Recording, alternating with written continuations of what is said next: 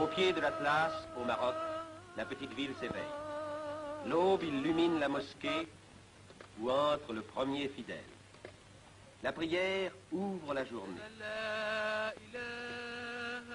À son appel, les ruelles s'animent.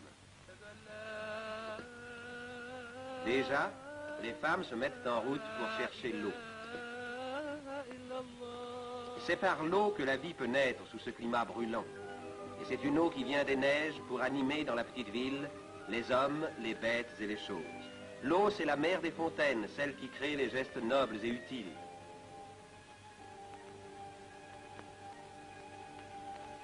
C'est aussi l'eau qui va arroser les souks sous leurs claies de roseaux, où s'ouvrent déjà les boutiques étroites dans lesquelles l'on vend les épices et les cuirs brodés.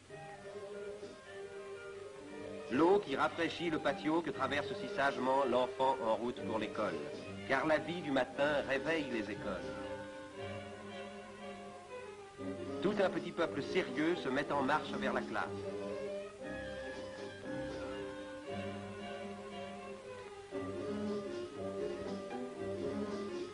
Enfants arabes et puis enfants français.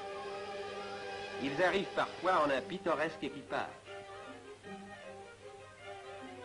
Tout à l'heure, ils iront s'asseoir sur les mêmes bancs. Mais point d'école sans une âme active. Et voici celle qui fait vivre 5 écoles, une française.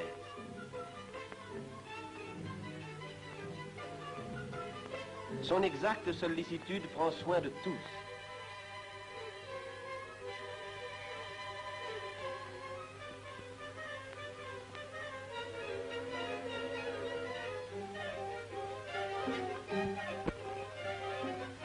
On s'en va vers une autre école. Une main maternelle emmène la fillette vers la classe.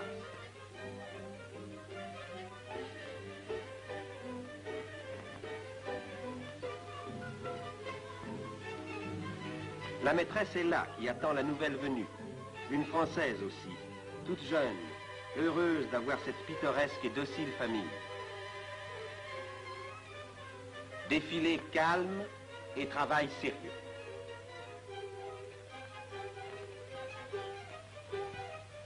D'antiques broderies berbères renaissent ici sous les mains naturellement ingénieuses des fillettes. On ranime et l'on perpétue un art national.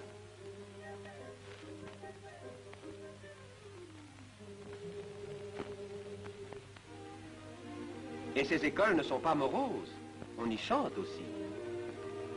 Qui chante aime la vie, et qui aime la vie aime l'action.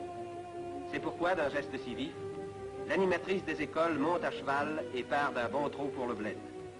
Une mère de 4 enfants, dont le mari, instituteur, glorieux sous-officier de Goumier, est tombé devant Marseille. De son vivant, c'est lui qui faisait ce métier d'animateur.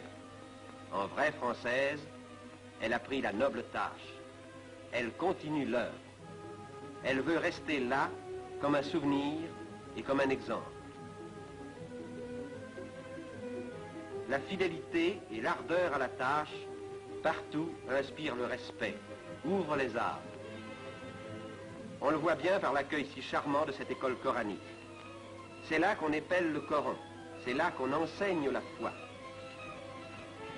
Le maître prononce un verset inscrit sur la tablette. Les enfants répètent en chœur.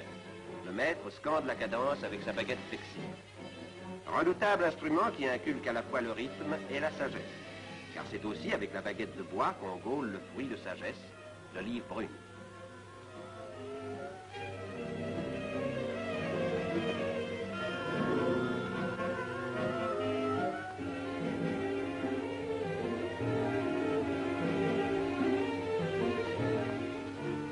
Ici fonctionne encore la meule antique.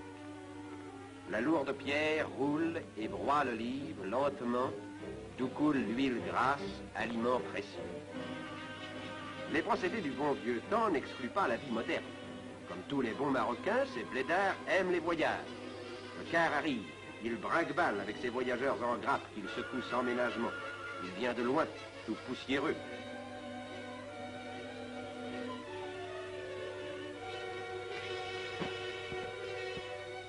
Il déballe ses sacs bourrés de lettres. Il en arrive de partout, d'Europe, d'Amérique. Grâce aux bonnes routes construites, la lointaine cité est reliée au monde par la lettre. Elle l'est aussi par le fil. Et la lettre et le fil portent les nouvelles bien au-delà de la petite ville, jusque dans les vallées encore sauvages de l'Atlas. Ainsi, la vie s'étend. Ainsi se crée un lien utile entre ces hommes et les autres hommes. Entre la France qui a fait les routes, planté les poteaux, tendu les fils, et les habitants de ce bled lointain, français et marocains, qui travaillent et vivent côte à côte.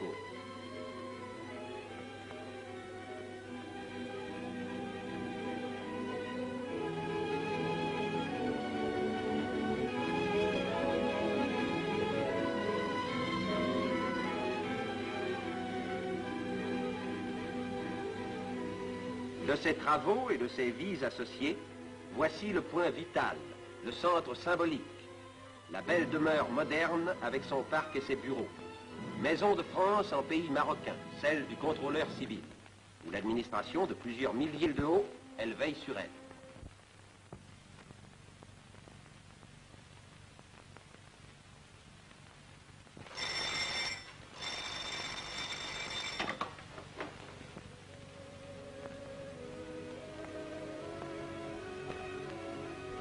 Le contrôleur laisse son bureau pour aller rendre la justice.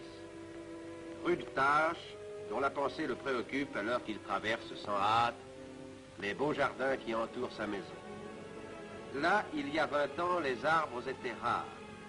Avec l'eau sagement canalisée, le soleil, un humus fertile, on a tiré du sol ce jardin, admirable lieu de repos dont la végétation vivace couronne la petite ville. La petite ville, avec ses besoins, ses passions, et aussi ses litiges, car nous allons au tribunal. Il va falloir juger.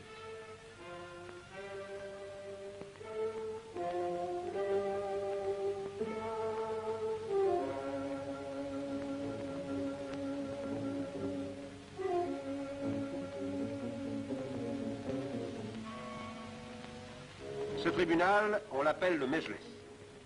Le contrôleur et le pacha y siègent de compagnie. Voici l'accusé, la mine basse.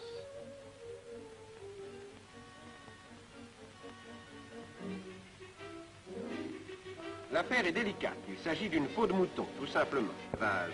Et sous la peau, il y a aussi le mouton, probablement. On ne sait trop, on discute, on explique. C'est la classique chicaya.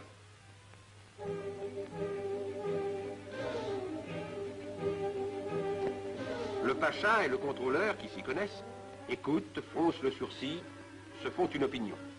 Ils y ont du mérite. Faire la part du vrai au milieu de tant d'éloquence, car le Marocain est fin et beau parleur, c'est une tâche difficile. La vérité pourtant finit par apparaître. Sentence. L'accusé est vraiment coupable. Rien qu'à le voir partir, sombre et farouche, on en reste persuadé. Et dehors, la vie continue. Une vie simple, naturelle. Beni Mellal, blotti au flanc de la montagne, est une cité campagnarde. Les potagers et les vergers qui s'abritent aux pentes de l'Atlas lui envoient leurs fruits, leurs légumes. L'oignon succulent, la fève grasse, la tomate juteuse, le piment rouge, et le citron et la grenade, fraîchement cueillis du matin au milieu des feuillages humides. Toute la montagne descend, la montagne pastorale où pâturent d'immenses troupeaux de moutons.